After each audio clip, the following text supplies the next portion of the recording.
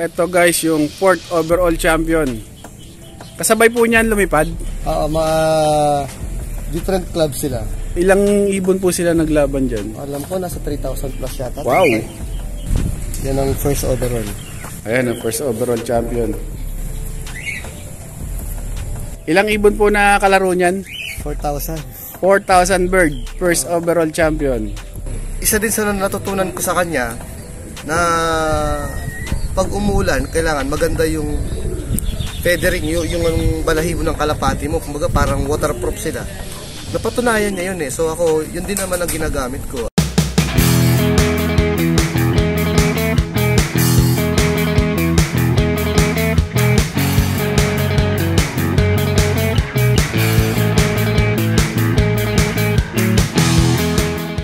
So guys, nandito tayo sa bahay o farm ng ating kalapatids na magaling at mabait na kagawad na pinainlakan tayo na ma-interview natin siya. So tignan natin, ito magaling na fancier at magaling na kagawad. So napakabait niya. So sir, ayun. Ito si sir. Magandang araw po sa ating lahat. Ako po si Kagawad Hansel Galang po ng Barangay Maympis, siyudad po ng San Fernando, Pampanga. So, isa po akong kalapatids, isang fancier na ang gamit na loop ko po is Sesing loop. Name po ng father ko, Sesing. So, doon po, nanggaling yung Sesing loop. Tapos, naglalaro po ako sa iba't ibang mga club. Nandyan ang UFC, Aslag, BFRC, Abe-Abe, PB, FRC, ano po ba? So mga big time club po ang nilalaro ko. Mga big time na club yan, mga kalapatids, yung mga binanggit ni sir. So doon siya naglalaro, alam na this, magaling na mag-iibon to. Sir, paano pa, saan nyo po natutunan yung sistema nyo sa pag-iibon? Actually po, mausisa talaga ako. Marami akong pinupuntahan na mga champion na fancier. Isa na po dyan, banggitin ko na po si Sir Boyet Policarpio. Kumbaga, pioneer ng mga yan pag sinabing siya. Tapos, yung isang kaibigan pa natin na si alias Mayor, ang tawag sa Angeles, si Mr. Edison, Sir Edison Jimenez, shoutout po sa inyo. Siya po ang first Kapampangan na nagpaklak ng D-Bird ng Tacloban. Wow! Actually, mga linyada po niya nasa akin. Yung iba halos nandyan na po. Tapos yung sistema naman po, kumbaga basic lang naman. Natutunan ko po sa kanila, sa pairing pa lang, titignan mo pa lang kung kondisyon na yung ibon mo, yung mga gagamitin mong breeder. Kailangan daw parang pumupulbos siya ano siya, tapos maganda yung katawan at kailangan pag nangitlog, malinis daw yung itlog. Pag napisa na yung dapat maganda rin yung hindi nagkakasakit. Tapos yung number 1, binabakunahan namin. So hindi lang kami bumabakuna ng isa, kundi 2 beses. After nun, yun, ay sasampa na sa loob, reviewing na, matibay na doon. Kasi minsan, hindi natin maiwasan, sa dami ng mga nangangalapati dito sa Pampanga, may nag-overfly talaga. Ang sa akin naman, kung talagang para sa akin siya. Pag nawawalan ako, di ako nagpo-post kasi nawala na kumbaga, babalik na lang kung babalik. Gaya nung nag-champion namin na to, nawala na siya na 1 linggo tapos bumalik lang. Kauwi pa. So, destiny niya na magbigay siya ng karangalan sa amin. So, yun lang. Sabi nga ni Sir Luigi Lerona, raging lang, tirahin mo ng 1 oras, 2 oras, 3 oras. Parang basketballista lang daw naman yan Kailangan daw kondisyon yung katawan, walang sakit. Ako kasi minsan ayoko nang kumakarga ng gamot, lalo na sa mga ibang fancier natin. Siyempre, yung iba talaga can't afford naman, lalo na pagdating sa gamot. Bersalaga, naku, napakamahal. Napakamahal po niyan, Diyos ko po. Minsan kung ano yung nasa bakuran mo, gaya ng mga oregano, malunggay, serpentina, kalamansi, bawang. Nandiyan lang naman yan eh. Kumbaga yung mga natural na yan, nagagamit yan na alternatibo. Pero kung maganda na nagsimula ka sa mga alternatibo na mura, dun ka na. Kasi, sabi nga ni Sir Boyet, kung merong gamot na pag sinalpak natin sa kalapate para maging champion, lahat tayo magiging champion. Tama. Kasi bibili natin lahat yung gamot na yun eh. So, ang tanong, kumbaga, nasa kondisyon ng ibon. Kung paano mo siya i-recover. Kasi pag hindi mo siya na-recover, lamang na yung maganda yung recovery ng kalaban. So, yun lang po. O Kagawad, ano naman pong sistema na ginagawa nyo para sa mga ibon natin, kunyari sa mga sa pagpaparaging natin? Actually po, ang sistema po namin sa umaga, siguro mga 1 oras, pinapa-raging yan. Tapos pagdating ng tanghali, kung kaya nila ng 1 oras, 1 oras din. Pagdating ng hapon, 1 oras din o 2 oras.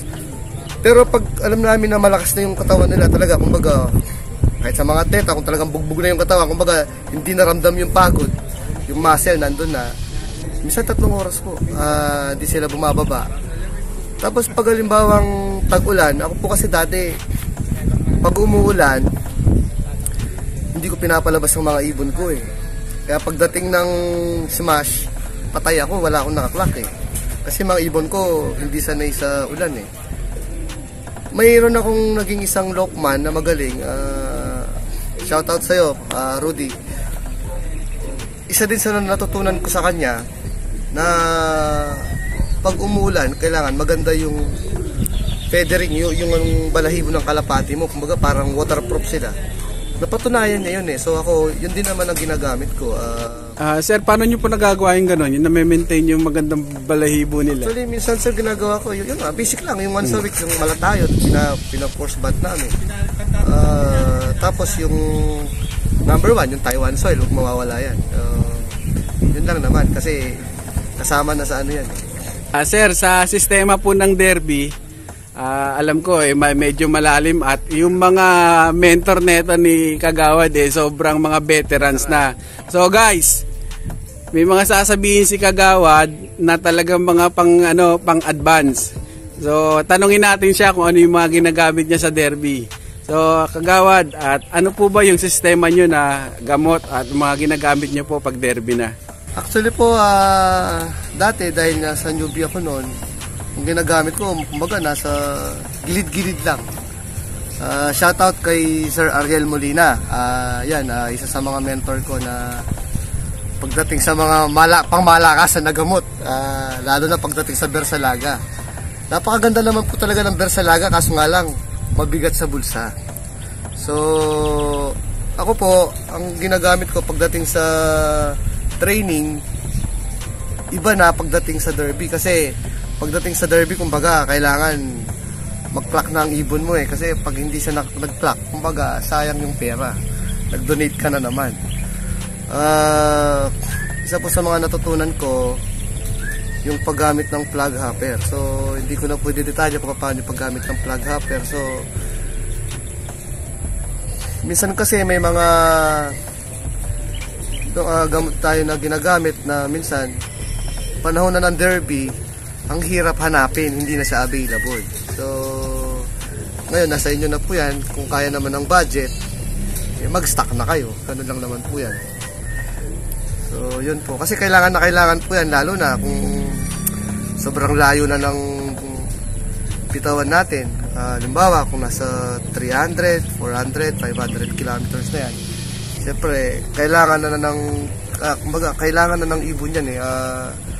Yung normal na ano ng ibon, kumbaga hindi niya nakakayanin. So, parang enhancer na rin yan. So guys, tatanungin natin si Sir dahil makulit nga tayo.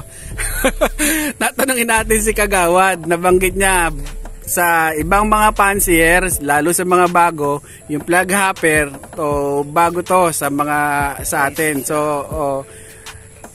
hindi siya basta-basta gamot, so may kamahalan siya at hindi rin siya basta-basta nakukuha. So matagal ko nang alam tong mga ano na to, yung gamot na to. So, pero hindi ko siya ganong ina-advise sa inyo, o kung meron kayong budget, pwede kayong bumili nito. Pero karaniwan, pahirapan talaga. So, tanong natin kay Kagawad kung paano ang paggamit ng flood hopper, kung sakasakaling makabili kayo para hindi na kayo bago sa gamot na to. So, Kagawad, paano po ba yung sistema ng paggamit nun? Actually, sa amin, ang paggamit namin dyan, kumbaga, umpisahan namin sa mahinang dosage. Anong ibig sabihin pag mahinang dosage? Hindi namin sila bibiglain. Kumbaga, isasanay muna yung mga ibon. During raging, pwede sila, kumbaga, para ma-immune muna sila. Tapos, pagdating ng lapping na, derby na, pwede ka nang magdagdag ng dosage nun. Kasi, kumbaga, kaya na nila eh. Kumbaga, kapag nag-experimental ka, halimbawa, hindi mo siya ginagamit talaga, sinalpakan mo, 100% makakato pang ibon mo. Tapos. Kasi, unang-una, bago sa kanya yun eh. So, yun lang. So guys, ito yung lot ni Kagawad. So, sa plug hopper naman, ay bahala na kayo kung paano nyo diskartehan, paano kumuha noon. So marami niyan pero nakatago lang. So hindi siya basta-basta gamot. Ayan. North po to, ano? So ito yung first overall ng North. Fourth overall. Fourth overall ng North. Ayan. So pinari sa first overall ng North. So ayan. Tignan natin para dito sa maliwanag, tignan natin yung ibon. Yan ang first overall. Ayan, ang first overall champion. Ilang ibon po na kalaro niyan? 4,000. 4,000 bird, first overall champion. Ano siya? Aslag 220129. 220129. So, first over, hen siya, hen. Hen. Kay itlog lang. Okay, sigurado, meron na naman ditong yan, magyayaya na big time. Ayaw na. So ayan, yung first overall champion. Galing na ibon. Kahit smashan mo. Kahit smashan. So guys, tignan natin yung fourth overall champion. Tignan natin. Kukunin ni sir. So eto guys, yung fourth overall champion. Kasabay po niyan lumipad? Different club sila. Magkaibang club pero UFC 22337. So ilang ibon po sila naglaban dyan? Alam ko nasa 3,000 plus yata. Wow! Ang galing ng ibon. So magaling yung ibon. Biro mo 3,000 plus saka 4,000 plus. Hindi lang siya kasi bumabagyo. Dumating siya ng alas 6 ng umaga. So at least naklak namin nasa around 500 na lang siya. Sa dami ng ibon, 3,000 birds tapos mag fourth overall champion ko, di wow. Galing. Tapos ang pair niya ay first overall champion. Yun lang naman yun sa 4,000 birds. Ang galing. Sir, ano po bloodline yan? Ito yung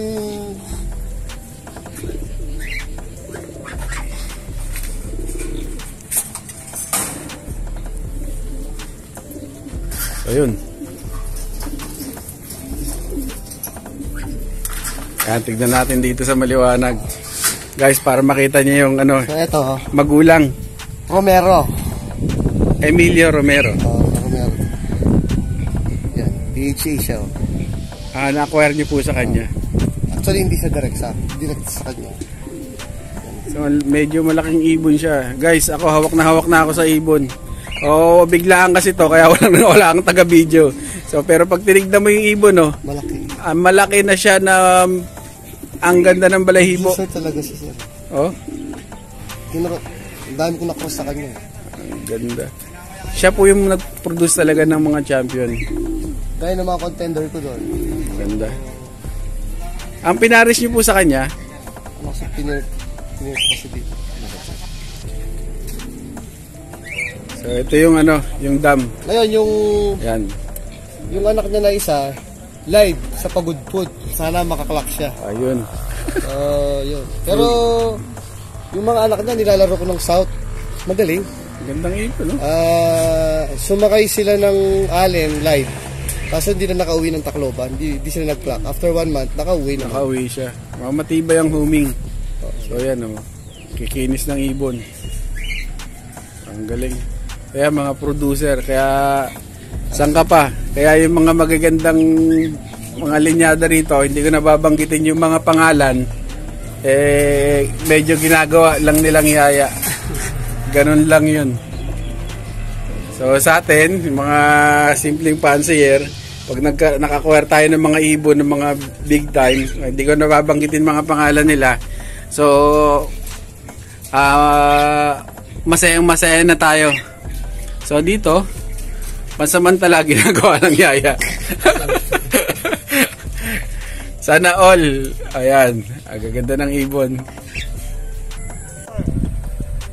So guys, andito na naman tayo sa sa ibang loft. So ayan yung mga ibon na mga kalapatids natin dito. Ang ganda ng view. Ito lugar ay Maimpis, San Fernando, Pampanga. So ito yung loft nila. So ayan, Sesing Farm. Ayan. So ang daming aso tsaka bibi. Ayan. Ganda ng nila. Ang ganda yung lugar. Sana all ganito. So sir, paano pala kayo nahilig sa pagkakalapate?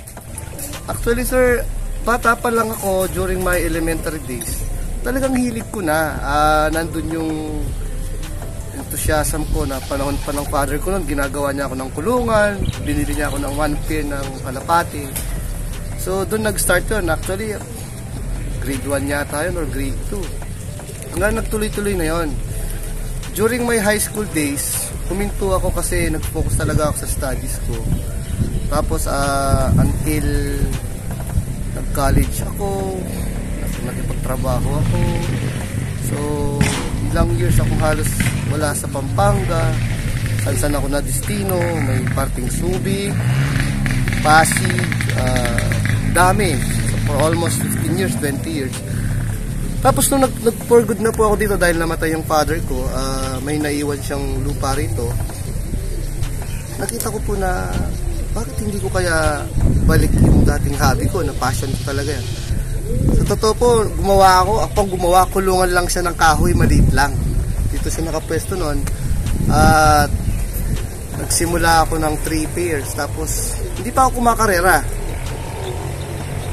Pag umuronda sila, umiikot sila, nawawala yung stress ko. So sabi ko, nasa tamang hobby ako. Kumbaga, ito na yun. Tapos nagkaroon na may mga kaibigan ako na ang laki pala ng industriya ng pagkakalapati sa Pampanga. Kumbaga sir, unang nyo pa lang, ramdam nyo na yung saya sa pag-iibon no? Tapos, nung una, sabi ko, hindi kaya magastos. Baka hindi ko kaya, ganito. Tapos, ang nangyari, nagkataon, may laban ng UFC noon eh. First time kong lumaban, sumakay. Ako naman noon, pag nakakapagpa-uwi ako, masayang-masaya na ako. Kahit hindi man siya mag-clock, umuwi sa kinabukasan, masaya na ako. Dumating yung time na, siguro, na-challenge ako dun sa isang tao na sinabihan niya ako na, "Hoy, mga kalapati mo, hanggang dito lang, kasi ganito. Kasi naman ako, newbie ako eh, wala pa akong alam. So ang ginawa ko, pinagtsagaan ko. Sa 11 na sinakay ko ng South, nakapagpasakay ako ng 2 na Tacloban. Hindi nga lang nakauwi. Wow, layo nun. Mula dito, mga kalapatids, newbie, tapos mula San Fernando, Pampanga, Tacloban, mga 700 siguro, kilometers. So, tapos after sigurong a year, bumalik yung ibon na isa. Tuwang-tuwa po ako. Doon talaga ako nainganyo na sabi ko, kaya ko pala. Sa achievement naman po, sa awa ng Diyos, nabigyan ako ng pagkakataon, binigyan niya ako ng chance na yun nga, bigyan din ng karangalan yung pangalan ng tatay ko sa Sesing Loft. Nakakuha kami ng first overall out of 4,000 birds. Wow! 5 laps yata yun, 6 laps sa norte yon. Tapos sa kabilang club naman, contender din kami, nag 4th overall kami. Hindi ako nakapag-clock ng pagudpod, pero umuwi yung ibon namin ng 6 AM kasi may bagyo nun eh. Tapos yung isa naman, naging 9th overall. Tapos doon sa kabilang club naman, sa 2 laps, doon kami nag-champion ng 2 laps naman. Ang alam ko, Lawag tsaka Pagudpud, doon kami nag-champion. 2 laps lang. Ayun, so newbie pero ganyan na ang achievements. So 4,000 birds. Buri mo, guys, isipin mo pagka ganong karami mga ibon, ibig sabihin mga big time yung club na yon, tsaka malalaking club talaga. Tsaka ang mga naglalaro doon, so mga big time din at mga magagaling din na nag-iibon sa atin. So yun yun, kung ganong karaming nag-iibon. So guys, nandito tayo sa breeding loft o ito yung mga breeder ni sir. Ito mga to, tignan nyo mga quality mga quality birds. Quality na yan ha. So seater pa lang yan, alam na this. Ayan yung mga seater yan.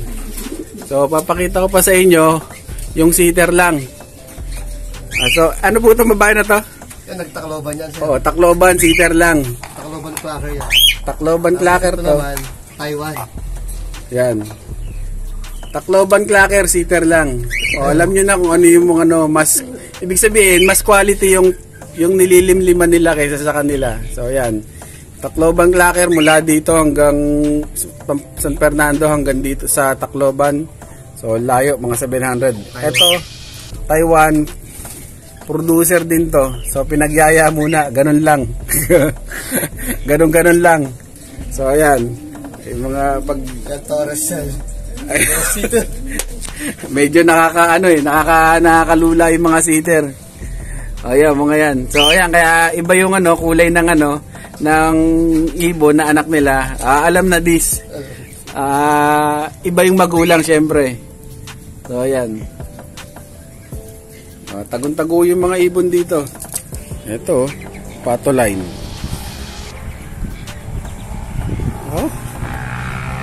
Sarap pa. Kaldereta. Kaldereta ang bibe. So guys, ayan ganda ng lugar ni sir. Kagawad. O yan, taniman. Tinanong ko sa kanya kung taniman daw ng pakwan. So yun, ang lawak. Ang lawak ng taniman ng pakwan. What's up, mga kaibon? Please like, share, subscribe, and don't forget to hit the notification bell down below para